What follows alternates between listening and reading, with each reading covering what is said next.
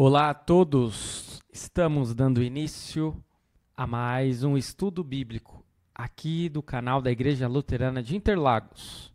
A nossa série, a Bíblia ao longo do ano, que você já conhece. Hoje, dia 20 de agosto, queremos dar prosseguimento ao estudo do livro do profeta Ezequiel com os capítulos 13 a 16. Vamos juntos? Iniciando pela leitura do capítulo 13, onde nós temos dois destaques: profecia contra os falsos profetas e contra as falsas profetisas. Vamos à leitura na íntegra do capítulo 13. Diz assim: A palavra do Senhor veio a mim, dizendo: Filho do homem, profetize contra os profetas de Israel. A esses que profetizam o que lhes vem do coração, diga que ouçam a palavra do Senhor. Assim diz o Senhor Deus: Ai dos profetas insensatos que seguem o seu próprio espírito, sem nada terem visto. Os seus profetas, ó Israel, são como raposas entre as ruínas. Vocês não foram consertar as brechas, nem fizeram muralhas para a casa de Israel, para que ela permaneça firme na batalha do dia do Senhor. As visões que eles tiveram são falsas e as adivinhações são mentirosas. Dizem: o Senhor disse, quando o Senhor não os enviou. E ainda esperam que a palavra se cumpra. Não é fato que vocês tiveram visões falsas e anunciaram adivinhações mentirosas quando disseram: o Senhor diz, sendo que eu não disse nada? Portanto, assim diz o Senhor Deus: como vocês anunciam falsidades e têm visões mentirosas, por isso eu estou contra vocês, diz o Senhor Deus. Minha mão será contra os profetas que têm visões falsas e que adivinham mentiras. Não estarão no conselho do meu povo, não serão inscritos nos registros da casa de Israel, nem entrarão na terra de Israel. E vocês saberão que eu sou o Senhor Deus, porque andam enganando, sim, enganando o meu povo, dizendo paz quando não há paz. E quando se constrói uma parede sem argamassa, os profetas a cobrem com cal.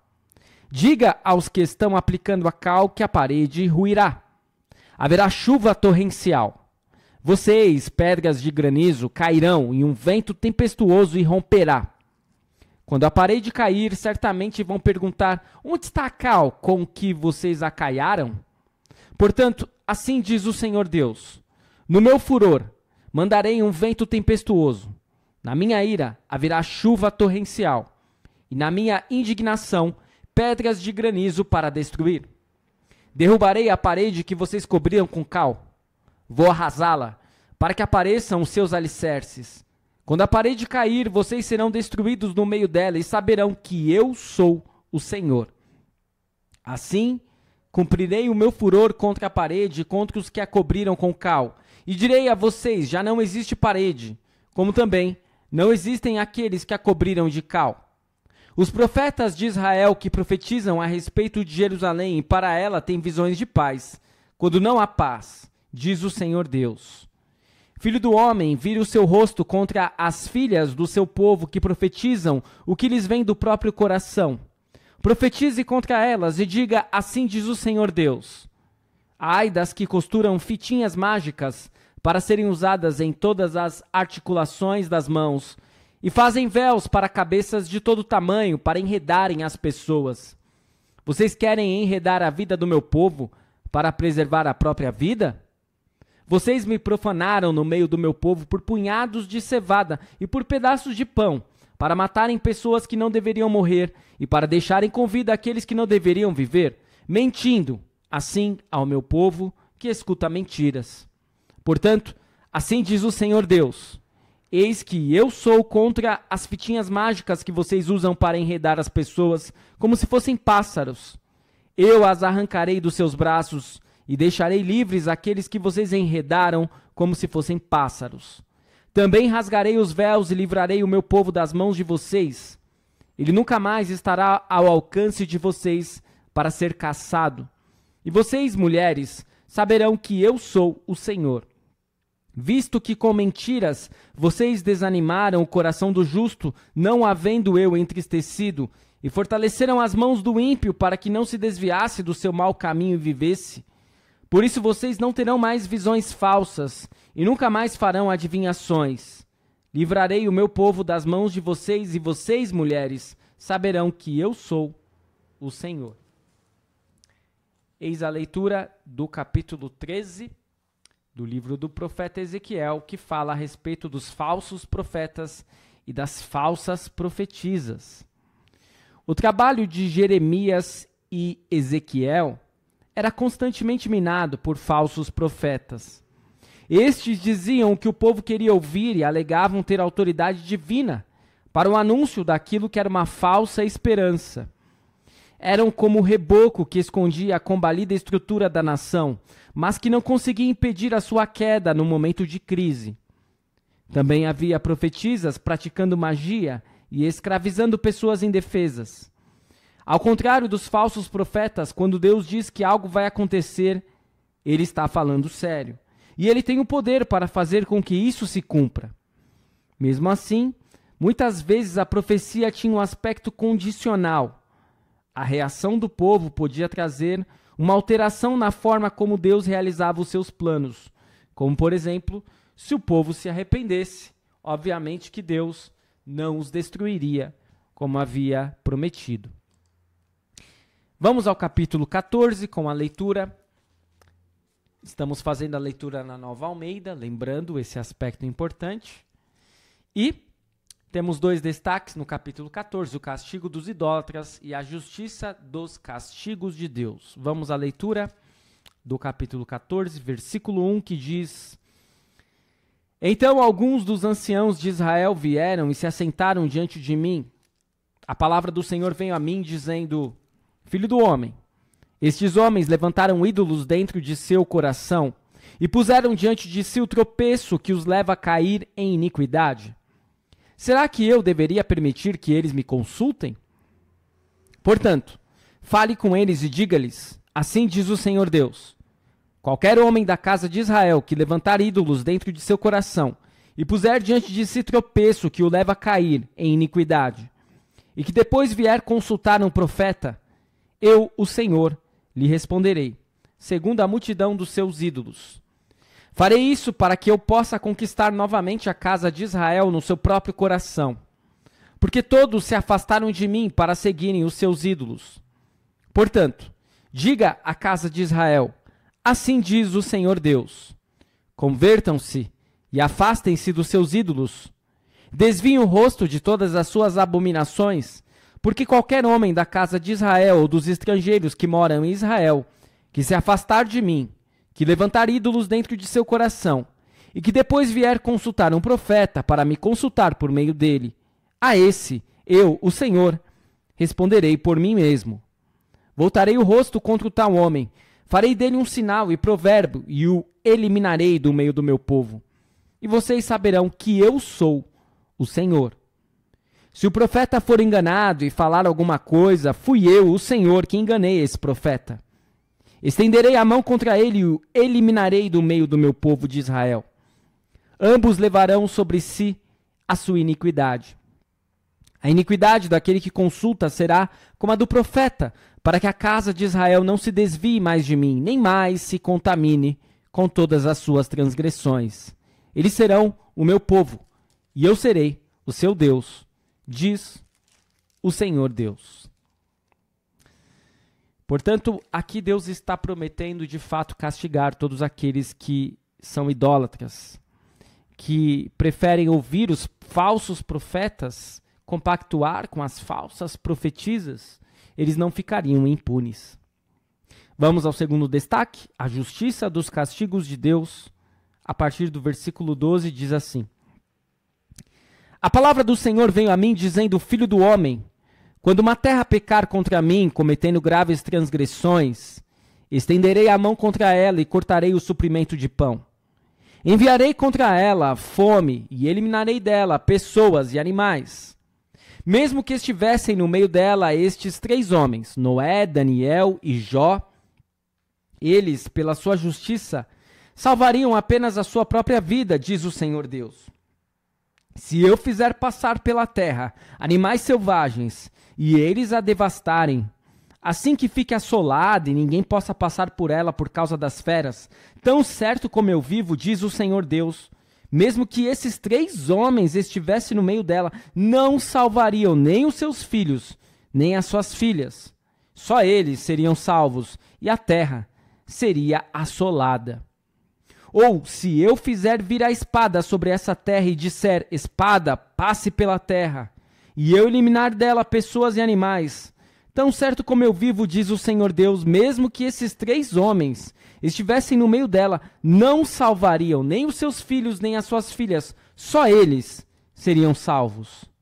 Ou, se eu enviar a peste sobre essa terra e derramar o meu furor sobre ela com sangue para eliminar dela pessoas e animais, tão certo como eu vivo, diz o Senhor Deus, mesmo que Noé, Daniel e Jó estivessem no meio dela, não salvariam nem o seu filho, nem a sua filha. Pela sua justiça salvariam apenas a sua própria vida. Porque assim diz o Senhor Deus, quanto pior não será se eu enviar os meus 4 piores castigos, isto é, a espada, a fome, os animais selvagens e a peste contra Jerusalém, para eliminar dela pessoas e animais? Mas eis que alguns sobreviventes serão deixados nela, filhos e filhas que serão levados para fora. Eis que eles virão a vocês e vocês verão a sua conduta e as suas ações, e ficarão consolados do mal que eu fiz vir sobre Jerusalém. Sim, de tudo que fiz vir sobre ela. Eles os consolarão quando vocês virem a sua conduta e as suas ações. E vocês saberão que não foi sem motivo que fiz tudo o que fiz nela, diz o Senhor Deus. Eis a leitura do capítulo 14 do livro do profeta Ezequiel, onde Deus promete castigar os idólatras. Deus reivindicava exclusividade no coração do seu povo. Aqueles que lhe negassem essa condição, adorando ao mesmo tempo ídolos, estavam se colocando na rota da destruição. A maioria pensava que a presença de uns poucos piedosos entre eles era uma garantia contra o desastre. Lê do engano. E numa hora daquelas, até mesmo Noé, Daniel ou Jó só poderiam salvar a si próprios. É curioso que o povo muitas vezes confiava, porque eles eram filhos de Abraão, porque eles tiveram como rei Davi, porque eles lembravam de Jó, eles lembravam de Noé. Então, seguramente Deus estava do lado deles, né? Lê do engano. Porque a salvação e a condenação não podem ser adquiridas porque nós confiamos em outras pessoas, por mais piedosas que essas pessoas possam ser. A salvação é individual, a condenação é individual e, óbvio, somente se confiarmos em Jesus é que seremos salvos. Seguimos então com a leitura do curto capítulo 15, que tem apenas um destaque: Jerusalém é uma videira inútil, são apenas 8 versículos, vamos à leitura. A palavra do Senhor vem a mim dizendo: Filho do homem, de todos os ramos das árvores da floresta, o que acontece com a lenha da videira? Será que essa madeira pode ser empregada para fazer alguma obra? Será que é possível tirar dela uma estaca para pendurar objetos? Eis que é jogada no fogo para ser queimada. Se o fogo queima as 2 extremidades e o meio fica também carbonizado, será que serve para alguma obra? Ora, se já não servia para nada quando estava inteira, muito menos servirá para fazer alguma coisa depois que o fogo a queimou ou estiver carbonizada. Portanto, assim diz o Senhor Deus: como a lenha da videira entre as árvores da floresta, que entreguei ao fogo para ser queimada, assim entregarei os moradores de Jerusalém. Voltarei o rosto contra eles. Mesmo que saiam do fogo, o fogo os consumirá. E vocês saberão que eu sou o Senhor quando tiver voltado o rosto contra eles. Tornarei a terra em desolação, porque cometeram graves transgressões, diz o Senhor Deus. Até aqui a leitura do capítulo 15 do livro do profeta Ezequiel, onde nós temos como destaque a parábola da videira. A videira era um símbolo bastante usado para representar Israel. A essa altura não havia dúvida de que a videira não daria fruto. E como a sua madeira não serve para fazer objetos, só restava uma opção: lançá-la ao fogo. Israel já estava parcialmente destruído e não lhe restava nada além da destruição total. É claro que nós estamos nos primeiros capítulos ainda do livro do profeta Ezequiel. Como nós vimos lá na introdução ao livro, existe uma estrutura, uma divisão, e a mensagem do profeta não é apenas de condenação, mas, neste momento, era a mensagem que ele tinha para dar. Vamos ao capítulo 16, que ao contrário do capítulo 15, é um capítulo mais extenso. São 6 destaques: a infidelidade de Jerusalém, Jerusalém a adúltera, a condenação de Jerusalém, tal mãe, tal filha, Sodoma e Samaria voltarão a ser o que eram e uma aliança eterna. Vamos à leitura na íntegra, não vou fazer muitas paralisações aqui não. E depois, ao final, trazemos um comentário a respeito de todo o capítulo 16. Vamos à leitura. A palavra do Senhor veio a mim, dizendo: Filho do homem, mostre a Jerusalém as suas abominações e diga-lhe: assim diz o Senhor Deus a Jerusalém. Quanto à sua origem e ao seu nascimento, você procede da terra dos cananeus. O seu pai era amorreu e a sua mãe era eteia. Quanto ao seu nascimento, no dia em que você nasceu, não lhe cortaram o cordão umbilical, nem a lavaram com água para que ficasse limpa, nem a esfregaram com sal, nem a enrolaram em panos. Ninguém olhou para você com piedade para lhe fazer qualquer dessas coisas, compadecendo-se de você. Pelo contrário, no dia em que nasceu, você foi jogado em campo aberto, porque tiveram nojo de você. Quando passei por perto e vi que você se revolvia no seu sangue, eu lhe disse: ainda que você esteja coberta de sangue, fique viva. Sim, ainda que você esteja coberta de sangue, fique viva. Eu a fiz crescer como uma planta no campo. Você cresceu, se desenvolveu, ficou muito bonita. Os seus seios tomaram forma, os cabelos cresceram, mas você estava completamente nua. Quando passei de novo por perto e olhei para você, eis que você tinha chegado à idade do amor. Estendi sobre você as abas do meu manto e cobri a sua nudez. Fiz um juramento e entrei em aliança com você, diz o Senhor Deus, e você passou a ser minha. Então eu a lavei com água, limpei o sangue que a cobria e a ungi com óleo. Também a vesti com roupas bordadas e lhe dei sandálias feitas com couro da melhor qualidade. Eu a cingi de linho fino e a cobri de seda. Também a enfeitei com joias, braceletes nas mãos e um colar no pescoço. Coloquei um pendente em seu nariz, brincos nas orelhas e uma linda coroa na cabeça. Assim, você foi enfeitada com ouro e prata. As suas roupas eram de linho fino, de seda e de bordados. Você se alimentou da melhor farinha, de mel e azeite. Você era muito bonita e chegou a ser rainha. A sua fama correu entre as nações por causa da sua beleza, pois você era perfeita, por causa do meu esplendor que eu tinha posto sobre você, diz o Senhor Deus. Mas você confiou em sua beleza, e a sua fama fez com que você se prostituísse. E você se ofereceu a todos os que passavam para ser deles. Você pegou algumas de suas roupas e fez para si lugares altos, enfeitados de diversas cores, nos quais você se prostituiu. Nunca antes havia acontecido algo assim e jamais voltará a acontecer. Você pegou as suas belas joias, feitas com ouro e a prata que eu lhe tinha dado, e fez para si imagens de homens com as quais você se prostituiu. Você pegou os seus vestidos bordados e com eles cobriu as imagens. O meu óleo e o meu perfume você pôs diante delas. A comida que eu lhe dei, a melhor farinha, o óleo e o mel com que eu a sustentava, você também pôs diante delas em aroma agradável. E assim se fez, diz o Senhor Deus. Além disso, você pegou os filhos e as filhas que teve comigo e os sacrificou às imagens para serem consumidos. Como se não bastasse essa sua prostituição, você matou os meus filhos e os entregou a essas imagens como oferta pelo fogo. Em todas as suas abominações e nas suas prostituições, você não se lembrou dos dias da sua mocidade, quando você estava completamente nua, revolvendo-se no seu sangue. Depois de toda a sua maldade, ai, ai de você, diz o Senhor Deus. Você construiu altares em um lugar elevado em cada praça. Na entrada de todos os caminhos, você construiu um lugar elevado, profanou a sua beleza, se ofereceu a todos os que passavam e multiplicou as suas prostituições. Você também se prostituiu com os filhos do Egito, seus vizinhos de membros avantajados, e multiplicou a sua prostituição para me provocar a ira.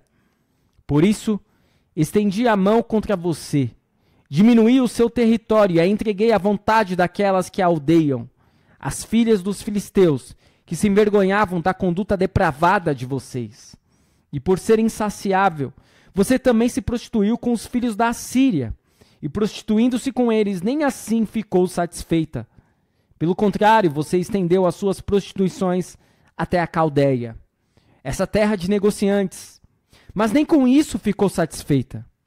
Como é fraco o seu coração, diz o Senhor Deus, pois você faz todas essas coisas que são próprias de uma prostituta descarada, construindo seus altares na entrada de todos os caminhos, e o seu lugar elevado em cada praça. Você não foi como uma prostituta porque desprezou o pagamento. Você foi como uma mulher adúltera, que em lugar de seu marido recebe os estranhos. Todas as prostitutas recebem pagamento, mas você dá presentes a todos os seus amantes. Você faz isso para que venham de todas as partes adulterar com você. Com você, na sua vida de prostituta, acontece o contrário do que se dá com outras mulheres. Ninguém pede que você se prostitua. Você faz o pagamento e ninguém paga nada a você. Nisso você é diferente. Portanto, prostituta, ouça a palavra do Senhor. Assim diz o Senhor Deus. Por você ter derramado o seu dinheiro e deixado à mostra a sua nudez nas suas prostituições com seus amantes, por causa também de todos os seus ídolos abomináveis e do sangue de seus filhos que você ofereceu a esses ídolos, eis que reunirei todos os amantes que você quis agradar, tanto os que você amava como todos os que você odiava. Eu os trarei contra você de todos os lados e descobrirei as suas vergonhas diante deles, para que eles vejam toda a sua nudez. Eu a julgarei como são julgadas as adúlteras e as assassinas. Farei com que você seja vítima de furor e de ciúme. Vou entregá-la nas mãos deles, e eles derrubarão seus altares e lugares elevados. Vão despir você, levar as suas belas joias, e a deixarão completamente nua. Trarão contra você uma multidão, irão apedrejá-la e a cortarão em pedaços com as suas espadas. Queimarão as suas casas e executarão juízos contra você à vista de muitas mulheres. Acabarei com a sua prostituição e você não fará mais nenhum pagamento. E desse modo desafogarei em você o meu furor e deixarei de ter ciúmes de você. Estarei calmo e não ficarei mais irado, visto que você não se lembrou dos dias da sua mocidade e me provocou a ira com todas essas coisas. Eis que também eu farei recair sobre a sua cabeça o castigo que os seus atos merecem, diz o Senhor Deus. Não é fato que todas as suas outras abominações você acrescentou esta depravação? Eis que todos os que usam provérbios usarão contra você o seguinte: tal mãe, tal filha. Você é filha da sua mãe, que teve nojo de seu marido e de seus filhos. E você é irmã das suas irmãs, que tiveram nojo de seus maridos e de seus filhos. A mãe de vocês era Eteia e o pai era Amorreu. A sua irmã mais velha, Samaria, que mora ao norte de você com as suas filhas. E a sua irmã mais nova, que mora ao sul de você, é Sodoma, com as suas filhas. Você andou nos mesmos caminhos em que elas andaram, e fez as mesmas abominações que elas fizeram. E como se isso não fosse o bastante, você ainda se corrompeu mais do que elas, em todos os seus caminhos. Tão certo como eu vivo, diz o Senhor Deus, a sua irmã Sodoma e as filhas dela não fizeram o que você e as suas filhas fizeram. Eis que esta foi a iniquidade de sua irmã Sodoma. Ela e as suas filhas foram orgulhosas, tiveram fartura de pão e próspera tranquilidade. Mas nunca ampararam os pobres e os necessitados. Foram arrogantes e fizeram abominações diante de mim, e ao ver isso eu as removi daquele lugar. Também Samaria não cometeu metade dos pecados que você cometeu. Você multiplicou as suas abominações mais do que elas. E assim, com todas essas suas abominações, fez com que as suas irmãs parecessem mais justas do que são. Agora, pois, suporte a sua humilhação. Você que advogou a causa de suas irmãs, diante dos pecados que você cometeu, que são mais abomináveis do que os pecados que elas cometeram. Elas são mais justas do que você. Portanto, envergonhe-se e suporte a sua humilhação, pois você fez as suas irmãs parecerem mais justas do que você. Restaurarei a sorte delas, a de Sodoma e de suas filhas, e a de Samaria e de suas filhas, e restaurarei também a sua sorte entre elas, para que você suporte a sua humilhação e seja envergonhada por tudo que você fez, servindo-lhes de consolo. Quando as suas irmãs, Sodoma com as suas filhas, e Samaria com as suas filhas, voltarem ao seu primeiro estado, também você e as suas filhas voltarão ao seu primeiro estado. Não é fato que nos dias do seu orgulho você usou o nome de sua irmã Sodoma como provérbio, antes que se descobrissem as maldades que você fazia? Agora você se tornou como ela, objeto de zombaria das filhas da Síria e de todos os que estão ao redor dela, as filhas dos filisteus que a desprezam. Você terá de sofrer as consequências da perversidade das abominações que você praticou, diz o Senhor. Porque assim diz o Senhor Deus: eu farei com você o mesmo que você fez, pois você desprezou o juramento e quebrou a aliança. Mas eu me lembrarei da aliança que fiz com você nos dias da sua mocidade, e com você estabelecerei uma aliança eterna. Então você se lembrará dos seus caminhos e ficará envergonhada quando receber as suas irmãs, tanto as mais velhas como as mais novas. Eu as darei a você por filhas, mas não pela sua aliança. Estabelecerei a minha aliança com você e você saberá que eu sou o Senhor. Para que você se lembre e fique envergonhada e nunca mais abra a sua boca por causa da sua humilhação, quando eu lhe houver perdoado tudo o que você fez, diz o Senhor Deus. Até aqui a leitura deste pesado capítulo 16, mas, como eu sempre lembro, necessário, né? Era necessário que o profeta Ezequiel trouxesse essa linguagem, né? Que para nós hoje é até uma linguagem tanto quanto ofensiva, porque vivemos em tempos diferentes e por muitos aspectos não falaríamos deste modo. Mas é óbvio que aqui nós estamos diante da palavra de Deus e era um meio de comparação, talvez o melhor que pudesse existir naquele momento, pois era exatamente o que o povo estava fazendo. O povo estava se prostituindo e se comportando como uma pior do que uma prostituta, porque uma prostituta recebia para realizar o seu serviço e, no caso, eles estavam pagando para se prostituírem. A questão, não apenas deste capítulo 16, mas se observarmos bem de toda a Bíblia, no nosso relacionamento com Deus, é de fidelidade. Jerusalém havia sido infiel a Deus, e assim é natural que nessa parábola se use imagens de caráter sexual, especialmente tendo em vista os ritos sexuais e a prostituição associados à adoração de deuses pagãos. Deus acolheu Israel quando ela não era nada, uma criança abandonada, da qual ninguém queria saber, e a cercou com todo o seu amor, fazendo dela uma nação grande, gloriosa. Ela devia tudo a Deus, mas a prosperidade lhe subiu a cabeça, e como esposa que se entrega à prostituição, ela promiscuiu-se com os países vizinhos. Ela o seduziu e adorou seus deuses, com todas as práticas horríveis que isto envolvia. Deus foi esquecido, e a aliança, como um voto de casamento, foi quebrada. Deus se vê obrigado a castigar, mas também promete restaurar o seu povo, fazendo com eles uma nova aliança que duraria para sempre. Mas é bom nós sempre ressaltarmos que a aliança parte de Deus, a restauração parte de Deus. Se dependesse do povo, nada feito. Se dependesse do povo, seria apenas destruição e morte. Se dependesse do povo, e lembre-se, nós também fazemos parte do povo, seria apenas prostituição. Vamos retomar os principais ensinamentos do estudo de hoje, os capítulos 13 a 16 do livro do profeta Ezequiel, com auxílio da Bíblia da Reforma.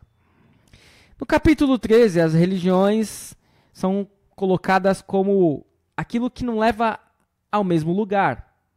Há somente um único verdadeiro evangelho de salvação pela graça mediante a fé em Cristo. Todo aquele que prega ou pratica de outro modo é condenado. É um falso profeta. É uma falsa profetisa. No capítulo 14, Deus não responde às orações dos que não oram em nome dele, nem mesmo quando falsos profetas alegam falar em nome dele.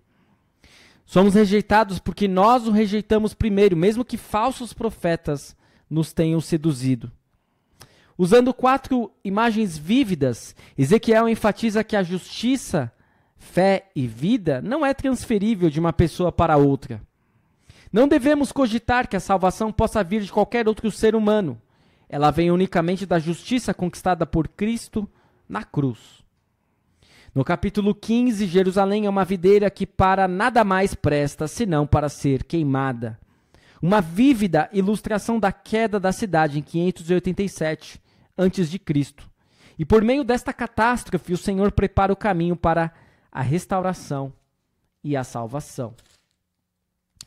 Por último, vimos agora há pouco o capítulo 16. Numa longa sequência alegórica, Ezequiel equipara a idolatria com adultério. O tema subjacente é o da ingratidão basilar.